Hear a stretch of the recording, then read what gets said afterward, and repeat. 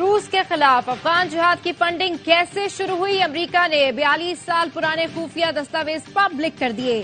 دستاویز کے مطابق 1979 صدر جیمی کارٹر کے دور میں CIA نے فنڈنگ کی بنیاد ڈالی۔ ابتدائی طور پر $2 بلین کی رقم رکھی گئی۔ مقصد سب سے بڑے حریف کو زیر کرنا تھا۔ تمام فنڈنگ پاکستان حکومت کے ذریعے افغانستان میں استعمال ہوئی۔ مجاہدین کو تربیت دینے کے ساتھ مسلح کیا گیا۔ اس وقت کی سعودی حکومت نے بھی امریکی فنڈنگ میں حصہ ڈالتے ہوئے مزید $2 بلین فراہم کیے۔ امریکی نیشنل سیکیورٹی آرکائیو کے مطابق ان دستاویز اور بجٹ کی منظوری صدر کارٹر سے براہ راست لی جاتی تھی۔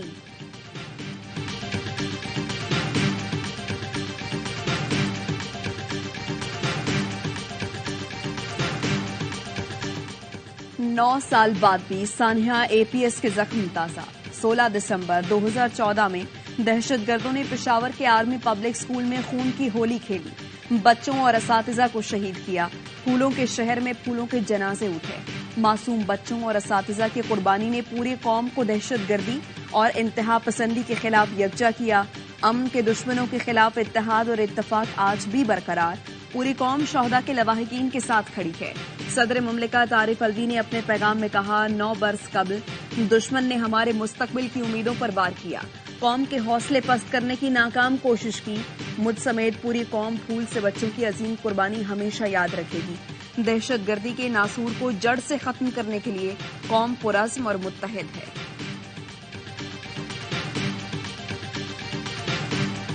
پاکستان میں دہشت گردی کے شواہد افغانستان کو دیے ہیں۔ ٹانک اور کرد کے حملوں میں ہلمند کا شہری ملوث تھا۔ اس افغان شہری کا بھائی کندار میں طالبان کمانڈر ہے۔ افغان طالبان کے کمانڈر حملہ آوروں کی مدد کر رہے ہیں۔ نگراں وزیر اطلاعات بلوچستان جان اچکزئی کی میڈیا سے گفتگو، کہا کسی بھی غیر ملکی نے الیکشن میں جعلی ووٹ ڈالنے کی کوشش کی تو بدترین سزا دی جائے گی۔ بلوچستان میں 1,70,000 سے زائد جعلی شناختی کارڈ بلاک کیے ہیں۔ کشمیر کا درینہ تنازع حل ہونے تک جنوبی ایشیا میں امن نہیں آ سکتا۔ Army chief general Syed Asim Munir نے سیکرٹری جنرل اقوام متحدہ سے ملاقات میں مسئلہ کشمیر اٹھا دیا۔ کہا مقبوضہ کشمیر کی حیثیت تبدیل کرنا سلامتی کونسل کی قراردادوں کی کھلی خلاف ورزی ہے۔ مسئلہ کشمیر سلامتی کونسل کی قراردادوں اور کشمیریوں کی امنگوں کے مطابق حل ہونا چاہیے۔ غزہ میں جنگ بندی کے لیے بھی کردار ادا کرنے کا مطالبہ۔ آرمی چیف کا کہنا تھا، عالمی برادری غزہ میں انسانی المیہ رونما ہونے سے روکے۔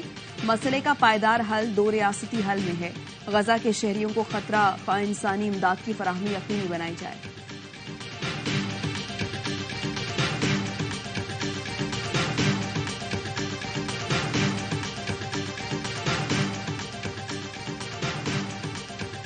الیکشن سے متعلق سارے ابہام دور ہو گئے۔ لیول پلینگ فیلڈ ہو نہ الیکشن سے بھاگیں گے۔ جنہوں نے قربانیاں نہیں دی وہ الیکشن سے بھاگ رہے ہیں۔ شہری رحمان نے کہا، پیپلز پارٹی کی قربانیوں کی وجہ سے جمہوریت قائم ہے۔ شازیہ مری بولی، جو ترقی سندھ میں ہوئی اسے پورے پاکستان میں پھیلانے کا وقت ہے۔ چاہتے ہیں کوئی الیکشن کی راہ میں روڑے نہ اٹکائے۔ 27 دسمبر کو گھڑی خدا بخش میں بے نظیر بھٹو شہید کی برسی سے باضابطہ انتخابی مہم شروع ہوگی۔ شرجیل انعام میمن بولے، پیپلز پارٹی الیکشن چاہتی ہے، دیگر جماعتیں الیکشن سے بھاگتی ہوئی نظر آئیں۔ شفاف الیکشن کے لیے ROs بیوروکریسی سے نہ لیے جائیں، ریٹرننگ افسران عدلیہ سے لیے جانے چاہیے۔ چیئرمین PTI بیرسٹر گوہر علی کا مطالبہ، کہا PTI کبھی انتخابات کا بائیکاٹ نہیں کرے گی، تیاریاں مکمل کر لی۔ لیول پلینگ فیلڈ کا مطالبہ رہے گا، صرف الیکشن ہی نہیں بلکہ شفاف بھی ہونے چاہیے۔ ہمیں آج بھی جھنڈا اٹھانے اور کنونشنز کرنے کی اجازت نہیں۔ لوگوں کو الیکشن میں حصہ لینے کی اجازت نہیں ہوگی تو جمہوریت ڈیریل ہوگی۔ سپریم کورٹ سے استدعا ہے، بار بار جیلوں میں ڈالنے کا سلسلہ بند ہونا چاہیے۔ بوگس مقدمات کے ذریعے بانی PTI کو انتقام کا نشانہ بنایا جا رہا ہے۔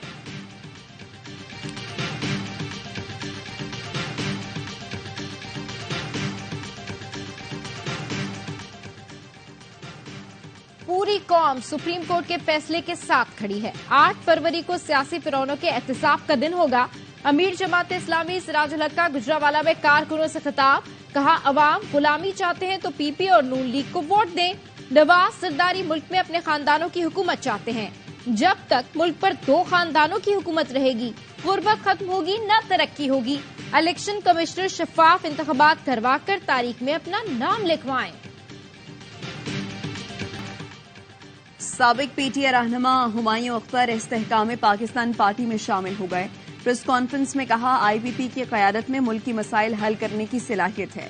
جہانگیر ترین بولے ایک بات واضح کر دوں, ہم اس وقت قربانی دینے کے موڈ میں نہیں. کھلا ماحول ہے, الیکشن ہوں گے, عوام کی رائے سب کے سامنے آئے گی. علیم خان نے کہا ابھی تک مسلم لیگ نون سے اتحاد کا فیصلہ نہیں ہوا, مذاکرات مکمل ہوئے تو نتیجہ سب کے سامنے آ جائے گا.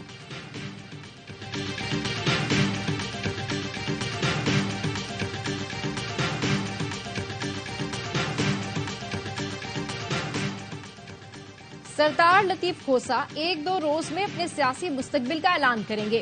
پی ٹی آئی میں شمولیت کا امکان. بانی پی ٹی آئی نے لطیف کھوسا کو پارٹی میں شمولیت کی دعوت دی تھی. پیپلز پارٹی نے 22 ستمبر کو لطیف کھوسا کی سی ای سی رکنیت معطل کر دی تھی. پی ٹی آئی رہنما نعیم حیدر پنچودا نے لطیف کھوسا کو پارٹی میں ویلکم کہہ دیا. ٹویٹ میں لکھا لطیف کھوسا کو پی ٹی آئی میں خوش آمدید کہتے ہیں.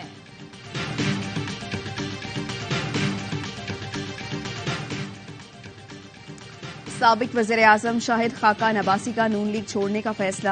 باقاعدہ اعلان چند روز میں کریں گے. ذرائع کے مطابق شاہد خاقان عباسی کا کہنا ہے الیکشن سے پہلے اپنی پوزیشن واضح کرنا چاہتا ہوں. اگر نون لیگ نے کسی ورکر کو ٹکٹ دی تو حمایت کروں گا, لیکن اس کے علاوہ سپورٹ نہیں ہوگی. کسی اور جماعت میں نہیں جاؤں گا. الیکشن کے بعد نئی جماعت بنا سکتا ہوں.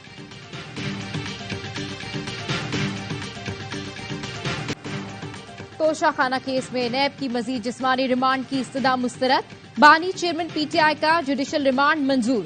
احتساب عدالت کے جج محمد بشیر نے کیس کی سماعت اڈیالہ جیل میں کی. بانی پی ٹی آئی کو 2 روزہ جسمانی ریمانڈ مکمل ہونے پر پیش کیا گیا. نعیم حیدر پنچودا کہتے ہیں توشہ خانہ کیس کی آئندہ سماعت 6 جنوری کو ہوگی. پاکستان کی تاریخ میں پہلی بار مصنوعی بارش. لاہور میں اسموگ بھگانے کے لیے شہر کے 10 مقامات پر برسات کی گئی. ہلکی پھلکی بارش کے 2 سپیل کے لیے کلاؤڈ سیڈنگ ہوئی. نگراں وزیر اعلیٰ پنجاب محسن نقوی نے بتایا مصنوعی بارش کے لیے یو اے ای حکومت کے 2 جہازوں نے کام کیا اور ہم نے خاموشی سے بارش کی. نہیں چاہتے تھے کوئی بدمزگی ہو. آج صبح لاہور آلودہ ترین شہر تھا. مصنوعی بارش کے بعد ایئر کوالٹی انڈیکس یقینی طور پر نیچے جائے گا. شہر میں اسموگ ٹاورز بھی جلد انسٹال ہو جائیں گے.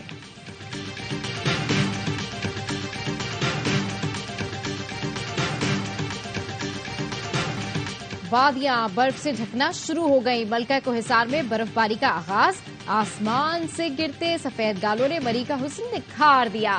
سیاحوں نے ڈیرے ڈال لیے. سوات میں بھی برف باری. وادی کالام کا حسن دو چند ہو گیا. سردی کی شدت میں اضافہ. برف باری سے دیر کی پہاڑیوں نے بھی سفید چادر اوڑھ لی. جنوب مغربی بلوچستان میں بھی برف باری شروع ہو گئی. تو باٹکزئی زیارت میں برف باری.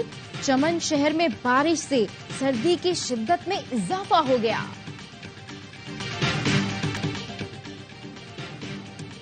غزہ میں وحشیانہ بمباری کو 70 روز مکمل. عالمی برادری نہتے فلسطینی شہریوں پر بمباری روکنے میں ناکام. اسرائیلی بمباری کے باعث غزہ کھنڈر بن گیا.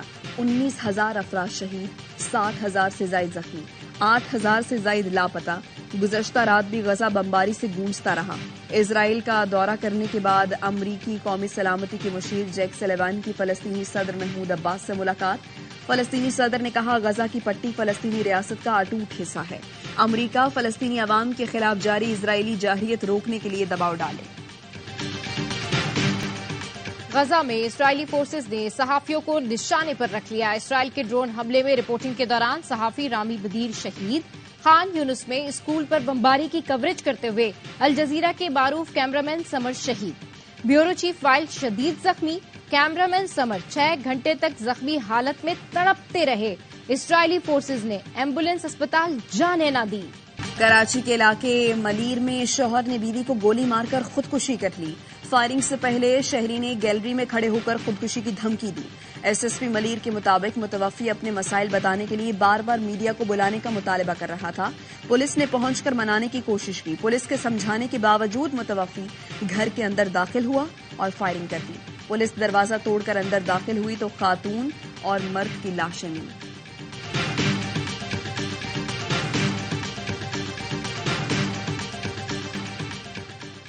جاری رجسٹریشن والی 3,500 سے زائد سمز فعال ہونے کا انکشاف.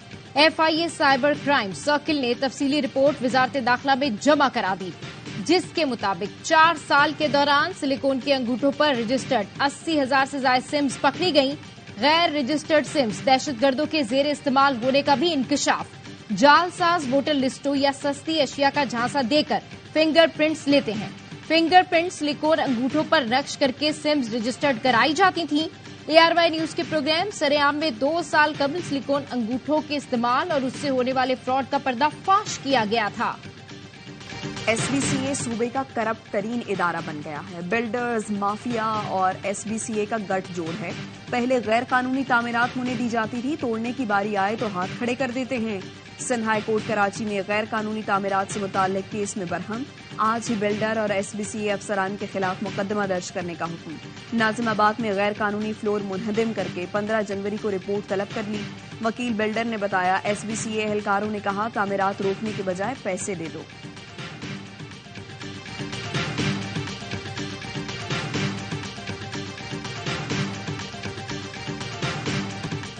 ROs اور DROs انتظامیہ سے نہیں ہونے چاہیے. عدالتی فیصلے کے باوجود سوالات موجود ہیں. امیر جماعت اسلامی کراچی حافظ نعیم الرحمان نے ایک صوبے کے افسران کو دوسرے صوبے میں ROs اور DROs لگانے کی تجویز دے دی. کہتے ہیں چاروں صوبوں میں گورنر سیاسی جماعتوں سے ہیں. چیف جسٹس انتخابات میں شفافیت چاہتے ہیں تو سیاسی گورنر ہٹنے چاہیے. طاقتور طبقے کی وجہ سے پاکستان 2 لخت ہو گیا تھا.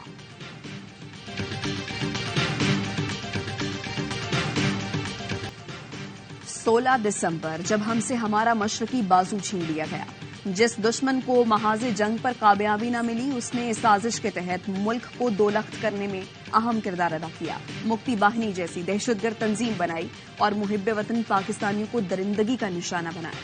سانحہ سکوت ڈھاکہ کو آج 52 برس ہو گئے. امیر کویت 86 برس کی عمر میں انتقال کر گئے. شیخ نواف الاحمد الجابر الصبا بھائی کی وفات کے بعد 2020 میں امیر کویت بنے تھے. وہ کویت کے 10ویں حکمران شیخ احمد الجابر المبارک الصبا کے چھٹے بیٹے تھے. ولی ہے شیخ مشل الاحمد الجابر الصبا نئے امیر نامزد.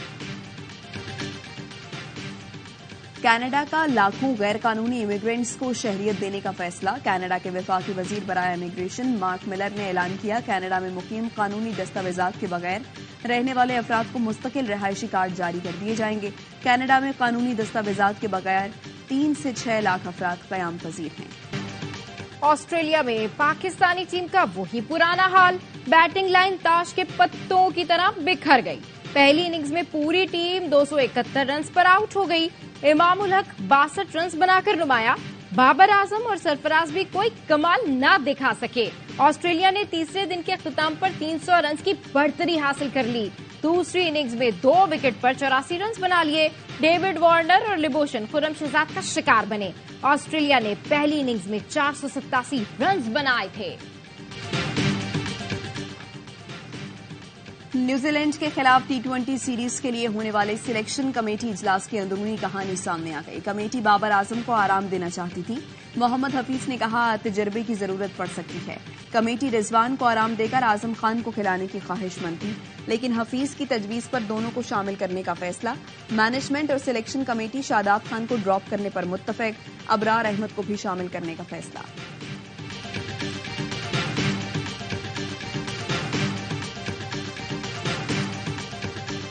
کسی کو کپتانی نہ دینی ہو تو اسے نائب کپتان بھی نہیں بنانا چاہیے. سابق قومی بلے باز اسد شفیق کا ARY نیوز کو انٹرویو. کہا کریئر کی شروعات میں ہی فکسنگ کی پیشکش ہوئی. ریٹائرمنٹ کا یہی درست وقت تھا. بطور سلیکٹر کوشش کروں گا حقداروں کو پورا موقع ملے. سعودی پرو لیگ میں الہلال سب پر بھاری. الوحدہ کلب کی 1 نہ چلنے دی. 2-0 سے کامیابی سمیٹ کر پہلی پوزیشن مستحکم کر لی. سعود اور مٹرووش نے گول اسکور کیے.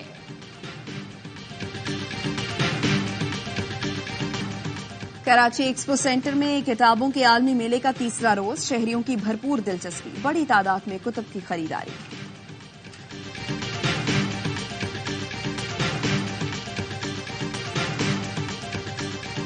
برفیلے ٹریک پر سنو بورڈنگ کرتی ڈنڈی پری. روایتی چینی لباس کاف نظر آس پاس. 4 سال کی بچی کی سنو بورڈنگ میں مہارت سب کو حیران کر دیتی ہے.